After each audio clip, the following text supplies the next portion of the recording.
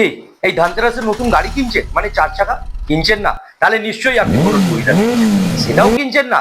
এ বাবা, ঠিক এই টাইপের প্রশ্ন করার জন্য আপনি দিনের পর দিন দেখবেন হাজারো লোক আপনার পিছনে পড়ে থাকে। কিন্তু আপনি কখনো ভেবে দেখেছেন যে আপনাকে কখনো কেউ জিজ্ঞাসা করেছে যে আপনার কটা এলআইসি পলিসি আছে, বা আপনার বাচ্চার চাইল্ড এডুকেশন প্ল্যান, বা আপনার কন্যার জন্য কোনো কন্যাদান পলিসি, বা আপনার রিটায়ারমেন্টের জন্য কোনো ফিউচার প্ল্যান আছে কিনা? সেটা কখনো আপনি জিজ্ঞাসা করতে দেখবেন না। আর যদিও জিজ্ঞাসা করে থাকে, কখন? নমিনিকে। কখন? তাও সেটা দুটো সিচুয়েশনে। প্রথমটা কি? হসপিটালে যখন কেউ থাকে, আর দ্বিতীয়টা যখন কেউ পরলোক গমন করে, মানে যখন এই পৃথিবীতেই থাকে না। ভাববার বিষয় এটাই যে আপনার কাছে টাকা না থাকলেও আপনি লাক্সারি আইটেম যেমন গাড়ি বা মোবাইল কিনে ফেলেন, তা আবার লোন নিয়ে। কিন্তু এলআইসির ব্যাপারে সব সময় আপনি নেগলেক্ট করেন। আজ নয় কাল, কাল নয় পরশু, বা নেক্সট মান্থে করিয়ে নেবো।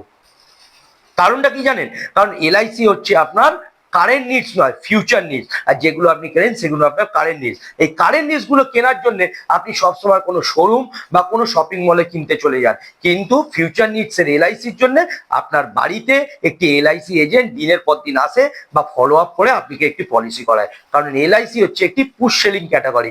ঠিক আপনার সন্তানের লেখাপড়া করার মতো।